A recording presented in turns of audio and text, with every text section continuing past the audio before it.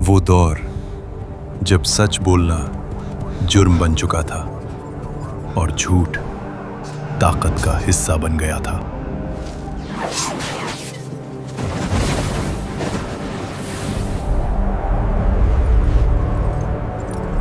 इंसाफ जुल्म और ताकत की जमीन में दफन हो चुका था। कमजोर सूद के बोझ तले दबता जा रहा था।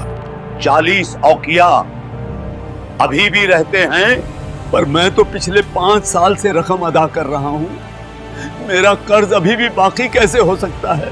ये सूद है, जितना कम दोगे उतना बढ़ता जाएगा। ये तो जुल्म है। जब एक रसूल को अपनी ही कौम के दरमियान सताया जा रहा था, तुम्हारा अल्लाह दिखाई क्यों नहीं दे रहा? उन पर पत्थर फेंके जाते, उनकी इबादत तक महफूज नहीं थी। लेकिन फिर तारीख के कुछ ऐसे लम्हे आने वाले थे जहां एक आदमी का गुस्सा और दूसरे का ईमान मक्का का पूरा नक्शा बदलने वाला था। कुरैश वो देखने वाला था जो उसने कभी सोचा भी नहीं था। ये सिर्फ एक दावत नहीं, ये एक इनकलाब था। दारुल अरकम, जहां मुसलमान छुपकर इस्लाम की तालीम हासिल कर रहे थे, लेकिन मक्का में इस्लाम की बातें शुरू हो चुकी थीं। हमने पहले कभी ऐसे अल्फाज नहीं सुने। ये कलाम किसी इंसान का नहीं हो सकता। फिर एक रात अल्लाह का फैसला उतर आया और अपने करीबी रिश्तेदारों को खबरदार करो। रसूलुल्लाह सल्लल्लाहु अलैहि वसल्लम ने अपने करीबी रिश्तेदारों को दावत दी। बनु हाशिम और बनु मुत्तलिब के लोग जमा हुए, तकरीबन 40 लोग। खाना पेश किया गया और सब लोग खाने में मसरूफ हो गए। जब सब ने खा लिया तो हैरत का मकाम यह था कि खाना अभी भी अपने बर्तन में वैसा ही बाकी था। ये अल्लाह की तरफ से बरकत थी। फिर जब नबी सल्लल्लाहु अलैहि वसल्लम बात करने लगे, तभी अबू लहब यानी उनके चचा बोले, ये कैसा जादू है? तुमने हमें यहाँ सिर्फ इसलिए बुलाया था? तुम्हारी बातें हम कभी नहीं मान सकते। वो सख्त जबान इस्तेमाल करता रहा और उसने मजलिस खराब कर दी और नबी सल्लल्लाहु अलैहि वसल्लम उस दिन अपनी बात मुकम्मल ना कर सके। अगले दिन रसूलुल्लाह सल्लल्लाहु अलैहि वसल्लम ने दोबारा सबको बुलाया और इस बार वो और भी ज्यादा मोहतात थे। वो महफिल में खड़े हुए और कहा, अल्हम्दुलिल्लाह, मैं अल्लाह का कलाम पढ़ता हूँ। ए बनु हाशिम के लोगों, मैं तुम्हारे पास दुनिया और आखिरत की भलाई लेकर आया हूँ। अल्लाह ने मुझे हुक्म दिया है कि मैं तुम्हें उसकी तरफ बुलाऊं, और बेशक अल्लाह एक ही है और उसका कोई साथी नहीं। तुम में से कौन है जो इस काम में मेरी मदद करे ताकि वो मेरा भाई और इस्लाम का खादिम बन सके? सब लोग खामोश रहे। सिर्फ एक जवान उठा, हजरत अली इब्न अबी तालिब रजी अल्लाहु अन्हु। मैं आपका मददगार बनूंगा। लोग मुस्कुरा दिए और मजाक उड़ाया। नबी सल्लल्लाहु अलैहि वसल्लम ने दोबारा सबसे पूछा। वो लोग एक दूसरे की तरफ देखते और खामोश रहते। नबी सल्लल्लाहु अलैहि वसल्लम ने तीसरी मर्तबा फिर पूछा, लेकिन हर बार सिर्फ एक ही हाथ उठता, हजरत अली इब्न अबी तालिब। और यही वो हाथ था जो नबी पाक के साथ आखिरी दम तक रहा। हर मैदान में, हर मुश्किल हालात में वो हजरत अली रजी अल्लाहु अन्हु ही थे जो सबसे आगे रहते।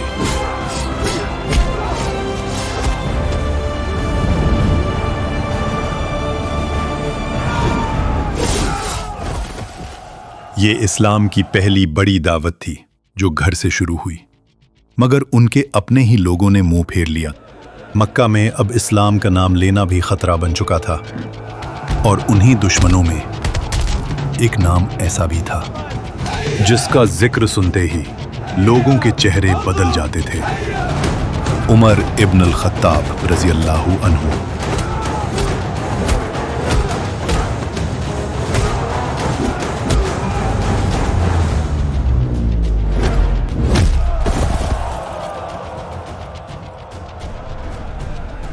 اگر تم مسلمان ہو گئے تو قریش گھٹنوں پہ آ جائے گا عمر۔ لیکن تاریخ اپنا سب سے بڑا موڑ لینے والی تھی، کیونکہ یہی عمر بہت جلد اسلام کی طاقت بننے والے تھے۔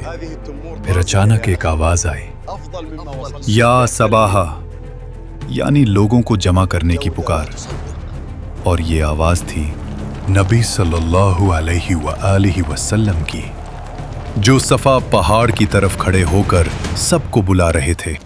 ہر قبیلے کے لوگ وہاں جمع ہونے لگے، اور پھر رسول اللہ صلی اللہ علیہ وآلہ وسلم نے اونچی آواز میں کہا، اگر میں تمہیں بتاؤں کہ اس پہاڑ کے پیچھے ایک لشکر ہے جو تم پر حملہ کرنے والا ہے، کیا تم میری بات پر یقین کرو گے؟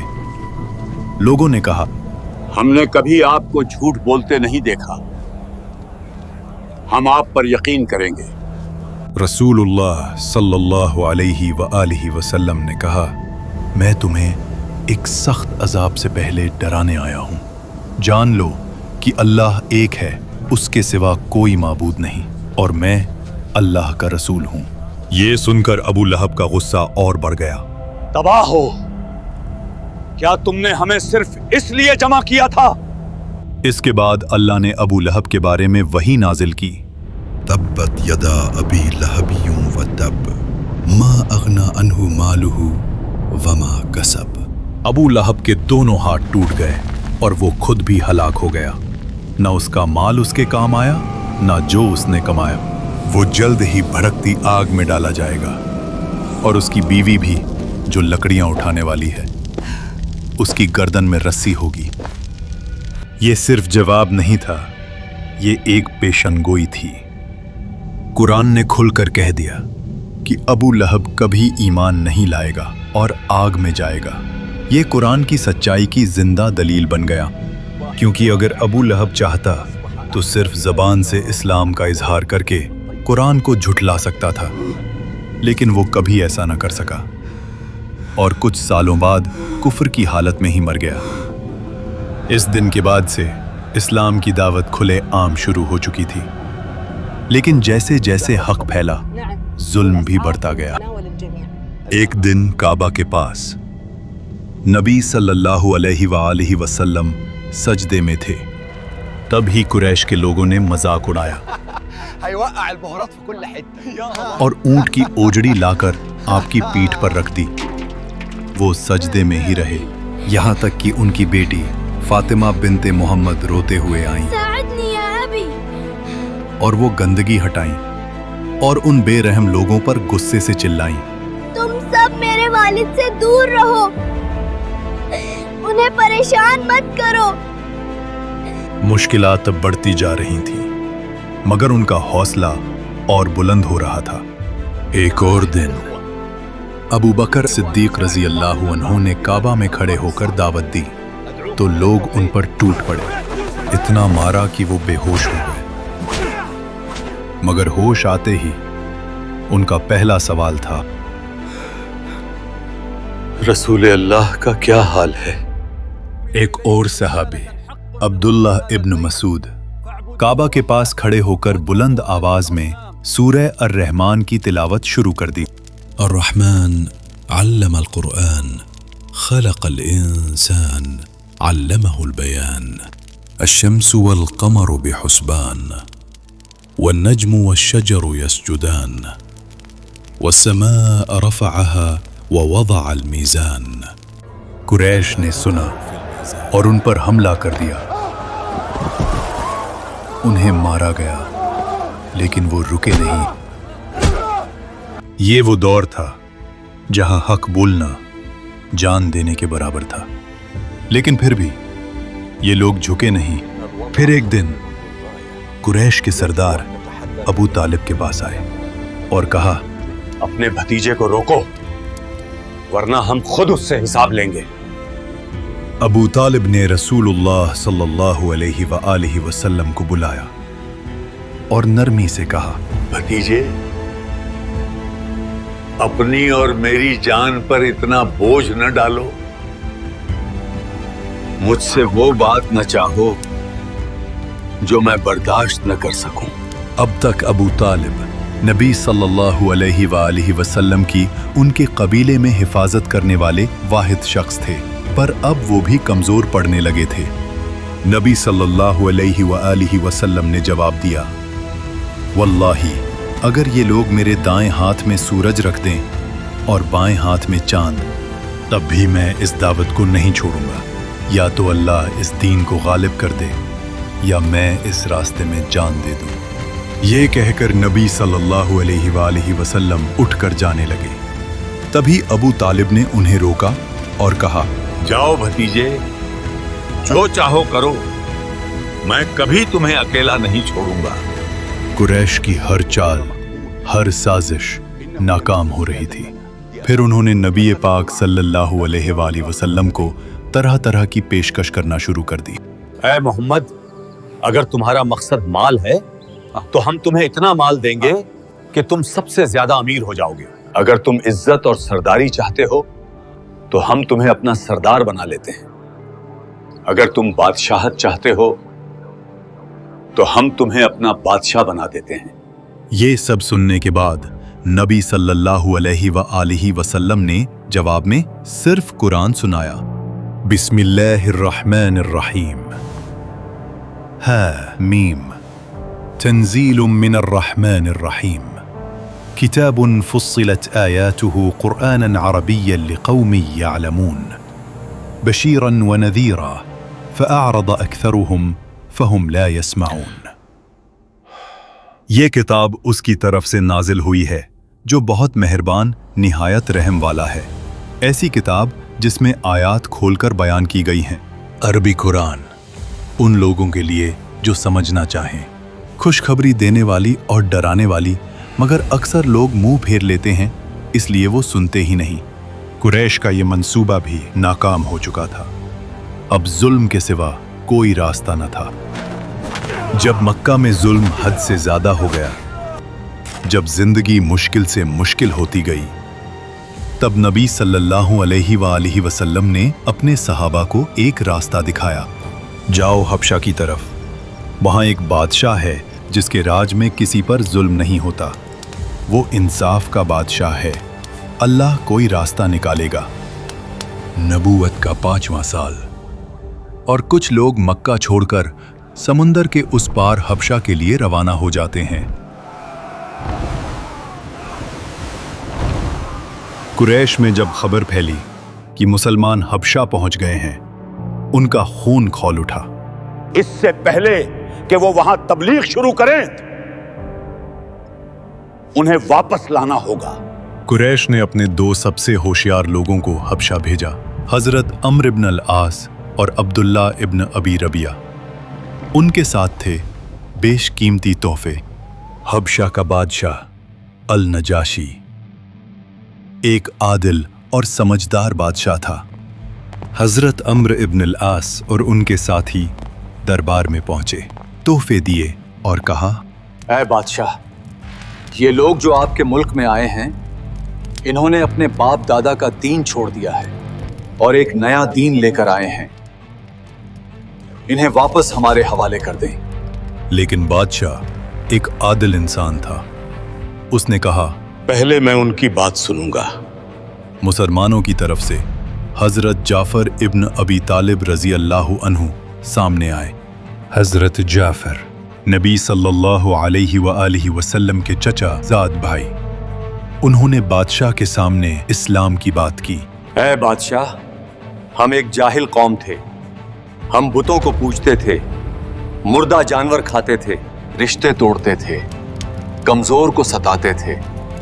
फिर अल्लाह ने हमारी तरफ अपना एक रसूल भेजा, जिसका नसब हम जानते हैं, जिसकी सच्चाई हमने देखी, जिसकी अमानत में कोई शुबहा नहीं। उसने हमें बुलाया सिर्फ एक अल्लाह की तरफ, सच्चाई और ईमानदारी की तरफ। बादशाह ने कहा, क्या तुम्हारे पास कुछ है जो तुम्हारे नबी पर नाजिल हुआ? हजरत जाफर रजी अल्लाह अन्हु ने सूरह मरियम की आयात तिलावत की, वो आयात जिनमें हजरत मरियम अलैहिस्सलाम का जिक्र है, हजरत ईसा अलैहिस्सलाम का जिक्र है। واذكر في الكتاب مريم إذ انتبذت من أهلها مكانا شرقيا فاتخذت من دونهم حجابا فأرسلنا إليها روحنا فتمثل لها بشرا سويا قالت إني أعوذ بالرحمن منك إن كنت تقيا قال إنما أنا رسول ربك لأهب لك غلاما زكيا قالت أن يكون لي غلام ولم يمسسني بشر ولم أك بغيا बादशाह ये सुनकर रोने लगा। उसके दरबारी जो ईसाई थे वो भी रोने लगे। बादशाह ने कहा, जाओ, तुम लोग मेरे मुल्क में अमन से रह सकते हो।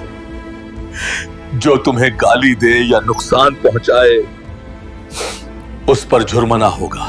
अम्र इब्नुल आस गुस्से में वहां से चले गए। दिन खत्म हुआ और इस बार उन्होंने एक और मंसूबा बनाया। मैं बादशाह को ऐसा कुछ बताऊंगा जिससे वो बिल्कुल खुश नहीं होगा और इन्हें हमारे हवाले कर देगा। अगले दिन दोबारा सब महल में जमा होते हैं। अम्र इब्न अल आस ने एक नई चाल चली। उन्होंने नजाशी के दिल में शुभा पैदा करने की कोशिश की। ऐ बादशाह, ये लोग ईसा इब्न मरियम के बारे में वो बात कहते हैं जो आपके लोगों से मुख्तलिफ है। नजाशी ने हजरत जाफर इब्न अबी तालिब को बुलाया और सीधा सवाल किया, तुम ईसा इब्न मरियम के बारे में क्या कहते हो? हम वही कहते हैं जो हमारे नबी लेकर आए हैं। ईसा इब्न मरियम अल्लाह के बंदे हैं, उसके रसूल हैं, उसका कलीमा है जो उसने मरियम की तरफ दिया और उसकी तरफ से एक रूह है। ये सुनकर नजाशी ने जमीन से एक लकड़ी उठाई और कहा, जो तुम कह रहे हो और जो ईसा इब्न मरियम लाए थे, दोनों में जरा सा भी फर्क नहीं, इस लकड़ी जितना भी नहीं। फिर नजाशी ने कुरैश के वफ्द को सख्ती से रद्द कर दिया। अल्लाह की कसम, मैं इन लोगों को तुम्हारे हवाले नहीं करूंगा। अल्लाह ने मुझे मेरा मुल्क रिश्वत देकर नहीं दिया कि मैं अल्लाह के मामले में रिश्वत लूं। अपने तोहफे अपने पास रखो और निकल जाओ मेरे मुल्क से। हजरत अम्र इब्न अलास और उनके साथी इस नाकामी और बादशाह के गुस्से के बाद वहां से वापस चले गए। मुसलमान हबशा में महफूज रहे। नबूवत का छठा साल, मक्का की रात, काबा खामोश। लेकिन उस खामोशी में कुरान की तिलावत की आवाज गूंज रही थी। नबी सल्लल्लाहु अलैहि वसल्लम अल्लाह का कलाम तिलावत कर रहे थे। हजरत उमर इब्न अल खत्ताब उस वक्त वहां से गुजर रहे थे। वो अभी इस्लाम नहीं लाए थे। उन्होंने खामोशी से कुरान की तिलावत सुनने का फैसला किया। कुरान की आवाज उनके दिल तक पहुंच रही थी। हो सकता है कि ये मोहम्मद वाकई में शायर हों, जैसा कुरैश कहते हैं। तभी नबी पाक सूरह अल-हाक़ा की 41वीं आयत पर आए। ये किसी शायर का कलाम नहीं है, तुम बहुत कम यकीन करते हो। हजरत उमर हैरान हो गए। इन्हें कैसे पता कि मैं क्या सोच रहा था? शायद ये काहिन है। तभी अगली आयत आई, ये किसी काहिन का कलाम भी नहीं है, तुम बहुत कम नसीहत हासिल करते हो। हजरत उमर एकदम अंदर से हिल चुके थे। वो समझने से कासिर थे कि ये क्या हो रहा है। सूरह की तिलावत चलती रही और वो उसे सुनते रहे। यही वो वक्त था जब उनके दिल में इस्लाम का बीज बोया गया। फिर एक दिन अबू जहल काबा के करीब सफ़ा की पहाड़ी के पास नबी सल्लल्लाहु अलैहि वसल्लम के सामने आया और उसने नबी सल्लल्लाहु अलैहि वसल्लम को बहुत बुरा कहा, उन्हें तकलीफ दी, उन्हें दुख दिया। लेकिन हमारे नबी सल्लल्लाहु अलैहि वसल्लम ने सब्र किया और कुछ नहीं कहा। ये मंजर अब्दुल्ला इब्न जुदान की एक गुलाम ने देखा। और अब बारी आने वाली थी एक ऐसी हस्ती की जो कुरैश को एक बड़ा झटका देने वाली थी। हजरत हमजा रजी अल्लाह अन्हु। ना सिर्फ एक बहादुर मर्द बल्कि कुरैश का शेर, वो आदमी जिसके तीर का निशाना कभी चूकता नहीं था, जिसकी तलवार उठती तो दुश्मन का हौसला टूट जाता, जिसकी शख्सियत में ताकत और गजब था।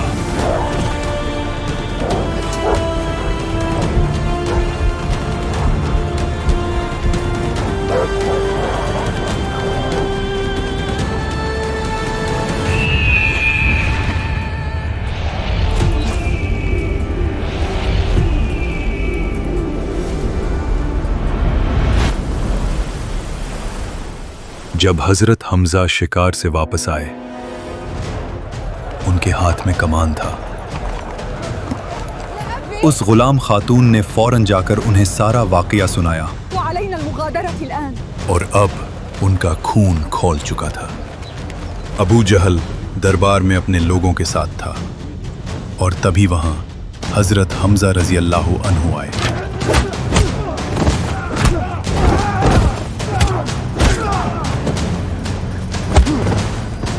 तुमने मेरे भतीजे को गाली दी, याद रखो मैं भी उसी के दीन पर हूं। हर तरफ खामोशी, सब लोग दंग रह गए। अब हजरत हमजा भी ईमान ला चुके थे। अबू जहल के सर से खून बहता रहा, लेकिन वो इस सदमे में होश खो बैठा था और हमजा रजी अल्लाह अन्हु वहां से चले गए। उनके दिल में एक बेबसी थी।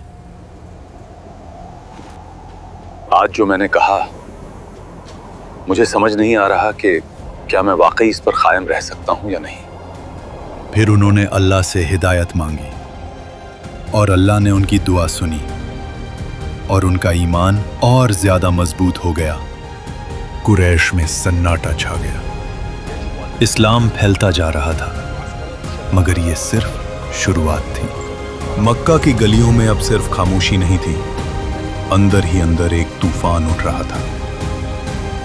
और उन सब के दरमियान एक नाम उभरने वाला था, उमर इब्नुल खत्ताब। सब्सक्राइब।